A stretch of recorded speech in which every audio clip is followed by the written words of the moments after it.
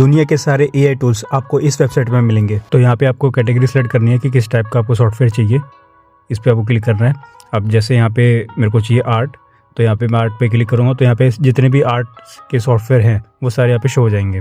अब right side में यहाँ पे ऑप्शन देख सकते हैं, आपको फ्री सॉफ्टवेयर और प्रीमियम और पेड यहाँ पे आपको मिल जाएंगे सॉफ्टवेयर। इसके बाद यहाँ पे मैं क्लिक करता हूँ, जैसे मुझे चाहिए 3D मॉडल्स सॉफ्टवेयर, तो यहाँ पे 3D मॉडल्स के सारे AI सॉफ्टवेयर आपको शो हो जाएंगे।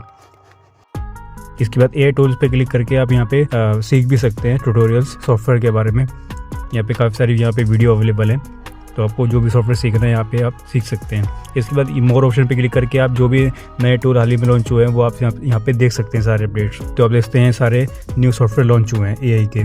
बाकी मैं इस वेबसाइट का नाम आपको बताता हूँ। इस वेबसाइट का नाम है AI एक्सप्लोरिया, यहाँ पे आप देखते हैं लिंक। तो दोस्तों आज की वीडियो में थे, वीडियो चले तो वीडियो को लाइक करें, चैनल को ज़्यादा से ज़्यादा सब्सक्राइब करें और शेयर करें अपने दोस्तों के साथ में। मिलते हैं नेक्स्ट वीडियो में, तब तक टेक केयर, बाय बाय।